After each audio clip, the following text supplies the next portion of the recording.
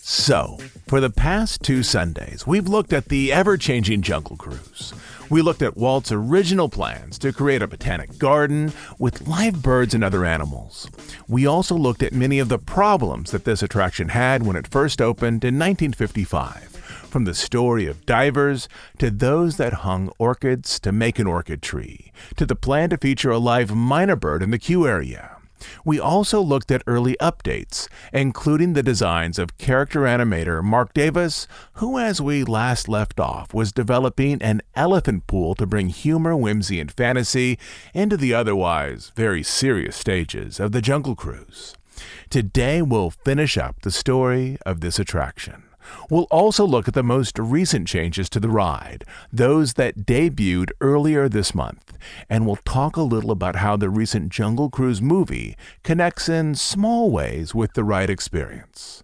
So, are you all caught up? Are you picturing where we last left off, with Walt hiking up his pants leg so that he could act out the movements of a young elephant trying to hoist himself up out of the water? A young elephant that Walt wanted to add to the model being developed at WED? If you have that image in your mind, Walt acting out new additions for this ride, then I think you're all set. Here we go.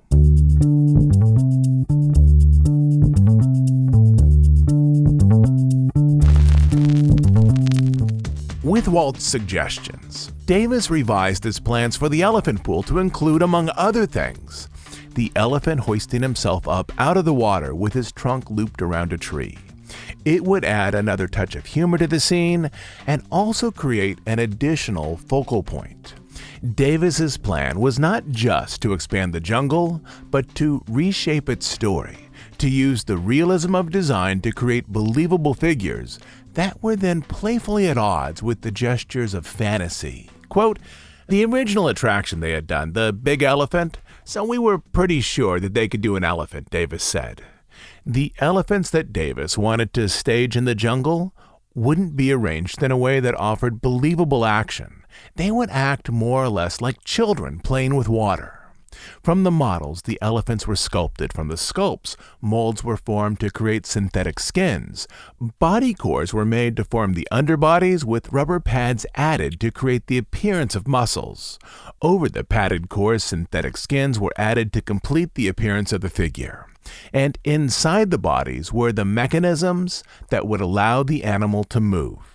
The job of developing the mechanics was given to Roger Broggie and Bob Gurr, as the movement of the elephants, or at least some of them, would be more complex than the simple back-and-forth rhythms of the original river animals. Quote, "Mark Davis created original practical scenes with animals," Gurr explained. Then Roger Broggie would have them built. Design efforts were shared by both the mechanical fabricators on the shop floor and by a number of draftsmen upstairs in the studio machine shop drafting room.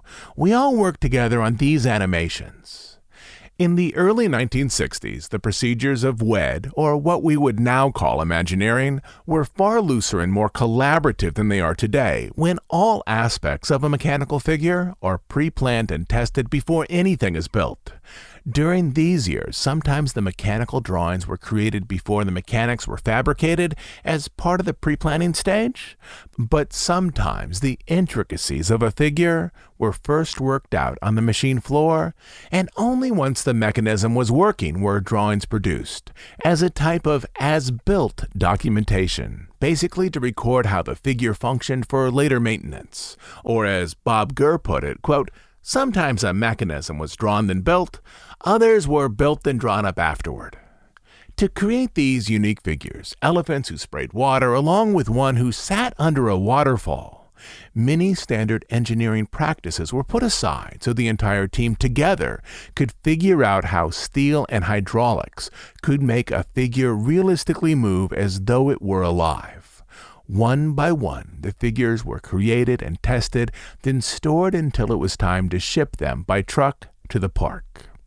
As the art director overseeing the new show area, Davis was required to work in the field, managing the development step by step, far from the comfortable air-conditioned wings of the studio.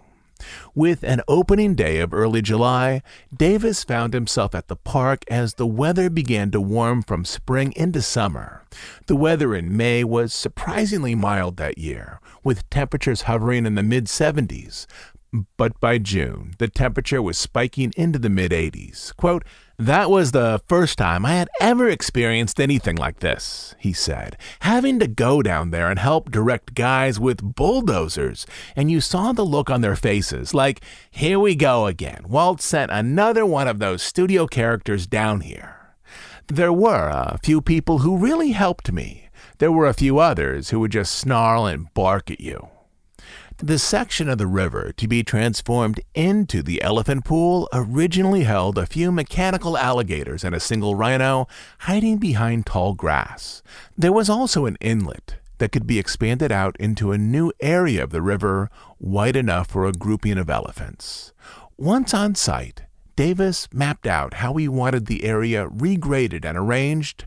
He later art directed the placement of the elephants and other animals, where they would stand and how they would be positioned in groups.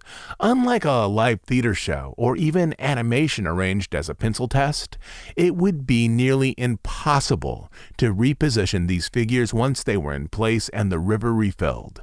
He plotted out where the adult elephants would stand along with the juveniles.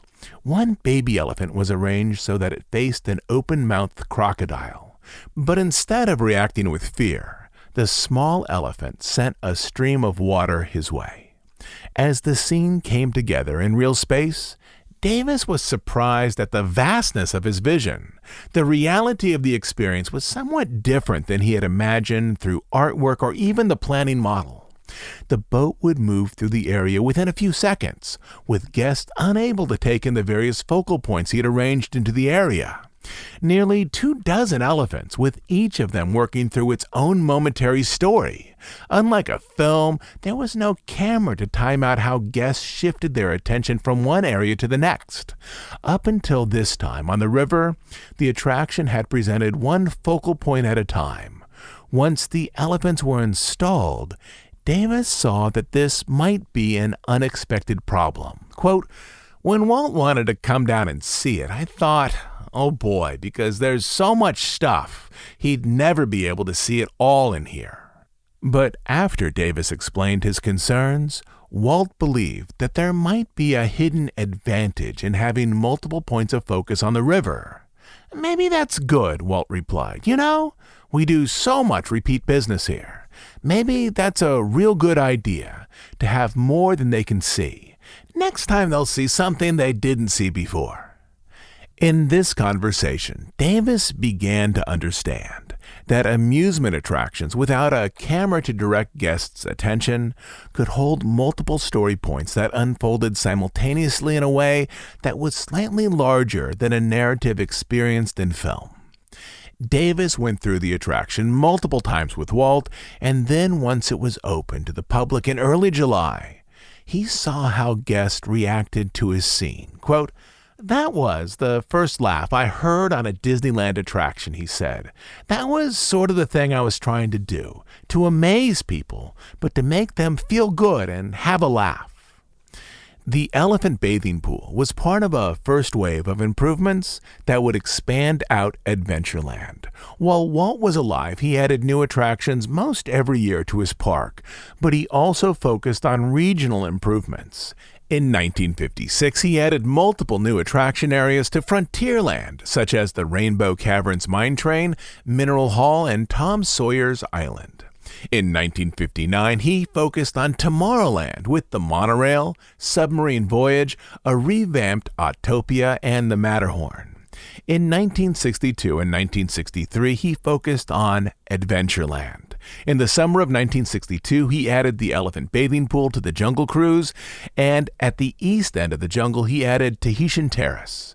Later in the year, on the other side of the jungle, he opened the Swiss Family Robinson Treehouse, and the following summer, he opened the Enchanted Tiki Room. With these additions, he had refreshed the entire area. With the addition of the Elephant Bathing Pool, the meaning of the Jungle Cruise was beginning to change as well. The staging of the animals, at least in this one area, was beginning to match the humorous narration. By this point, the narration on the boats had already shifted toward comedy under the management of Charlie Thompson, who by the time the elephants were inserted into the ride had moved on to projects beyond Disney and was then a manager at Six Flags Over Texas. If we look at the Jungle Cruise in the summer of 1962 through the Kuleshov test, we see that the replacement of one scene begins to change the nature of the story of the ride itself. Before the summer of 1962, guests moving through the Disney jungle would see animals arranged in a way to represent how they would act in the wild. Many of these animals were presented alone, but in the summer of 1962, as guests moved through the Jungle Cruise, they initially encountered realistic animals in realistic tableaus. But then at the elephant pool, they found a large group of realistically designed animals at play in a way that stretched the bounds of realism. It was as though the boat briefly passed through a portal into a world where jungle animals lost their deep sense of survival and abandoned themselves to a type of magical play. In the Kuleshov test, this was a new narrative. The Disney jungle may look at first realistic, but would then open to humorous situations focused on comedy rather than on realism. Beyond the elephant pool, other changes arrived at the Jungle Cruise in the early 1960s. Among them was a transition from using actual fur on some animals to artificial fur. For years, the park had employed a taxidermist to dress some of the animal figures, both on the Jungle Cruise and on the mine train through Nature's Wonderland. Taxidermized skins worked reasonably well on simple mechanical figures with limited motion, but as Disney incorporated more versatile audio-animatronic figures, they also needed to upgrade the type of materials that covered the animals to allow for a greater range of movement. Though some animal figures had entirely synthetic skins dating back to 1955, others were ornamented with actual fur as part of their appearance. Starting in 1963, the park shifted to using all synthetic materials for an animal's appearance. Bob Johnson, in the Disneyland staff shop, took on the new role of creating synthetic skins to dress jungle animals who, until then, had used or partially used animal furs and feathers. Quote, "The real taxidermist left because his experience was with the real stuff," explained Johnson. "On my first day, I went to my supervisor and said, 'Okay, now that I have the job, how do I do it?' And he said, 'That's your problem.'" From there, Johnson began to experiment, though some of his early experimentations lacked the authenticity of real fur. Quote, "When I finished my first few animals and put them in the park," Johnson explained, "people kept asking, 'What is it?'" Using reference materials from National Geographic, Johnson tried a range of materials: acrylic, nylon, and Orlon furs, experimenting with various dyes to find combinations that would appear both realistic and endure the harsh sun of Southern California. After 3 years, he was able to reskin nearly all of the animals in the park with believable synthetic coverings, including the News, which had 3 different types and lengths of hair, not counting their eyelashes, which needed to be stitched into place individually. After that, his job was to replace the coverings as they showed signs of wear and also to restitch individual hairs from the backs of rhinos and elephants that birds were fond of plucking from the mechanical beasts. Another new scene that was added during these years was the Charging Rhinos, though to be perfectly honest, those who worked on it can't recall if it was added in the late 1950s or the early 1960s. In photos I can find it there in the early 1960s, though there's a possibility that it was added slightly earlier. Quote, "I was assigned the job of designing the Charging Rhinos, conceived by art director Vic Green," Bob Gurr explained. This would largely be a mechanical show sequence using rhinos similar to those already on the attraction. 2 rhinos would appear out of the grass and move quickly toward the boats, pacing out their territory. Quote, "My mechanism design was such that both rhinos rode on the ends of 2 interconnected horizontal booms operated by 1 air cylinder," Gurr added. When they finished their charge, the air was reversed, which, at least in theory, caused the animals to turn around and retreat into the grass. Quote, problem was, the tail wheels sometimes backed up on the out track rather than run the return track, and vice versa. Guests were treated to the most unpredictable animals in all of Disneyland, the random reverse charging rhinos. In other words, the rhinos at times charged the boats butt first, with their tails flapping like odd streamers in a breeze. As with some other elements in the ever-changing Jungle Cruise, they were removed a few years after they were first installed. But the next large addition to the Jungle Cruise, the one that again changed the meaning of its narrative, was again designed by Marc Davis. The second large scene, designed by Marc Davis, included a comic vignette called, at times, both the Lost Safari and the Trapped Safari. This, too, would shift the visual elements of the ride more toward comedy. The idea originated out of that earlier project, to create visual advertisements that might be placed alongside the track of the Disneyland Railroad. Davis had designed a number of possible vignettes to be placed outside the Jungle Cruise, one of an explorer sitting in a bubbling pot, another of shrunken heads arranged on poles topped with Mickey Mouse ears. Still another showed an explorer hiding at the top of a tree along with his indigenous guides arranged on the trunk below him, while a rhino lifted his horn, and the explorer and his guides, all in a line, lifted their bodies to scooch a little further from the rhino. When Walt saw this concept, according to Davis, quote, he laughed like hell. It was a variation on a common Jungle Cruise theme that the jungle was dangerous to those who didn't belong there, including the cowardly old explorer who placed himself as far from the rhino as possible. Quote, that's too good to go outside, Walt said, meaning outside of the ride along the train tracks. With this, Davis began to work on another edition that would go into the park in the summer of 1964, shortly after we'd finished work on the 4 attractions that they would ship off to the World's Fair in New York. Like the earlier Elephant Pool, this too shifted the center point of the narrative experience, a center point that was then moved toward comedy yet again in the 1970s when another humorous Marc Davis vignette was added to the river. This time it featured a group of gorillas who had taken over a camp, turned over a jeep, and were playing with, of all things, a gun they had found in the luggage. There were other humorous gags that Davis wanted to add to the river, such as a man-eating plant that appeared half like a space alien and half like a cartoon character, and an old man on safari who, taking a shot at a tiger, only managed to remove the fur around its hindquarters. But these were never added, leaving the attraction for years half realistic show stages and half comic vignettes. So what, then, was the story of the Jungle Cruise up through these years? That is, if you just take a look at the show areas on the Jungle Cruise, what is the story that is suggested by these scenes? One of the stories is that humans from the Western world are unwelcome in the jungle. This has been layered into the attraction over years, from the tiger who can, in theory, jump over to the boat, to the hippo who charges the skipper.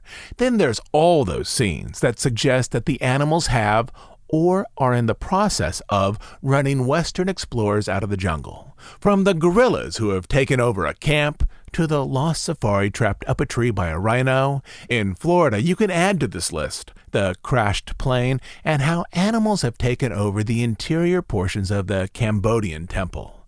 The narrative with these scenes is fairly straightforward. Guests on the boat see that the jungle is dangerous, and then, at least in the Disneyland version at the very end of the river, that danger is escalated when indigenous people ambush the boats with spears. Simple shift from seeing danger to being in danger. Earlier this month, Disneyland reopened the ever-changing Jungle Cruise with updated scenes. New elements were added, and some very old scenes were removed. A similar update is happening to the Jungle Cruise at the Magic Kingdom in Florida, though the additions there are being added in stages while the ride remains open. In the updated version, the indigenous tribes and the indigenous guides have been removed as part of cultural sensitivity improvements at the parks, but in their place, Disney has added new elements, thereby changing the story yet again. The ride now has a specific backstory. In the queue, you discover that a recent group of explorers, including a birdwatcher, a painter, a photographer, and an entomologist, after leaving the dock have gone missing, with their boat possibly sunk. In terms of opening up the park to greater representation, the backstory materials are extremely specific as to what part of the world each of these explorers calls home. They are from Mexico, Nova Scotia, Japan, and Ireland. Many of these new changes are arranged in the second half of the attraction. Just after the African savanna, replacing the original explorer and the indigenous guides, are the new group of lost travelers chased up a tree by the same rhino. In the next show stage area, around the hippos, is the back half of a Jungle Cruise boat, half sunk, presumably attacked by hippos. And later, replacing the ambush scene, there's the other half of the boat, now taken over by chimpanzees. Just before the attraction closes, where Trader Sam used to stand, is Trader Sam's lost and found gift shop, with the figure removed. But if we apply the Kuleshov test to the most recent updates, we'll see how these additions continue to change the meaning of the attraction. In the previous version, the ride fluctuated between moments of realism and moments of comedic fantasy, leading to the point where during the ambush, guests on the boats were directly threatened by spears. That scene is now gone and probably should have been changed out years ago. Instead, we see the remains of a boat overtaken by chimps. What's missing in terms of narrative progression here is a moment where the danger on the river is directed at us, the guests on the boat, as we move along the waterway. The new scene, comic as it is, doesn't have a sense of escalation before we return to dock. Also, over the 66-year evolution of this ride, the visual balance is now far more focused on comedy. In the Disneyland version, the large stages featuring animals as they might realistically appear in nature, such as in those old true-life adventure documentaries, are now relegated mostly to the first stretch of the river, the African savanna, and then the hippo pool. Most everything else on the ride is now played for humor. And this brings me to something that I've been recently noticing about older attractions at the park. Specifically, whose story are we now seeing? Novels typically have one author, and when I read a good novel, I feel like I'm communing with the obsessions and interests of an individual who penned that entire story. Films are more collaborative. Some directors can offer a similar experience in which the visual narrative is an expression of one person's worldview. I think that this is less common in films than with novels. We've talked about Alfred Hitchcock on our podcast recently. His best films, for me, offer this type of personal connection. I'm thinking of films like North by Northwest, Rear Window, and Notorious. Stanley Kubrick is another director I'd place into this grouping. But for me, most films feel like a collaboration of many visions, that of the director, the screenwriter, the actors, and so on, and it's very difficult for all of these elements to fully gel together under a single vision. The park attractions, like the Jungle Cruise, especially as they evolve, are another type of a collaborative experience altogether. Back in 1954 and 1955, Harper Goff, who was the art director for the Jungle Cruise, talked with the Evans brothers, who oversaw landscaping, and Chris Mueller, who created many of the original animals. There was a design consensus and collaboration. But then, by the time that Mark Davis created sketches for the Jungle Cruise in the 1960s and 1970s, some of those original designers had left Disney and were working for other companies. In the 1960s and 1970s, for example, Harper Goff was working on the film's Fantastic Voyage and Willy Wonka and the Chocolate Factory for 20th Century Fox and Warner Brothers. And by the time we move up to 2021 and the most recent design changes, overseen by Imagineers such as Mike Dabrowski, Michelle Hobbs, and Chris Beatty, they are contributing to the attraction decades after Harper Goff and Mark Davis passed away. It's an ongoing collaboration in which not only is there no single author or creator, but many of these creators never even worked in the same room with each other and are now separated not only by space, but by time as well. But in many ways, these elements don't matter as much on the Jungle Cruise as they do in other attractions, such as the Haunted Mansion or Pirates of the Caribbean. In most of the Walt-era rides, your attention is focused on what is outside of the ride vehicle. But on the Jungle Cruise, thanks to the legacy of Charlie Thompson, the greater focus is inside of the boat.